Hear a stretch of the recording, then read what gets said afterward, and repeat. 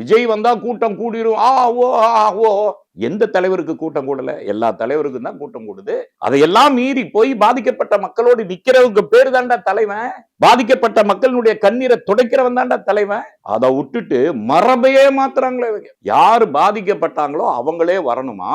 இவர் ஆறுதல் சொல்லுவாராம், கண்ணீரை தொடச்சு விடுவாராம். யாரும் வரல. இப்படி குத்தாட்டம் போட்டவங்க தான் வந்திருக்கிறாங்க.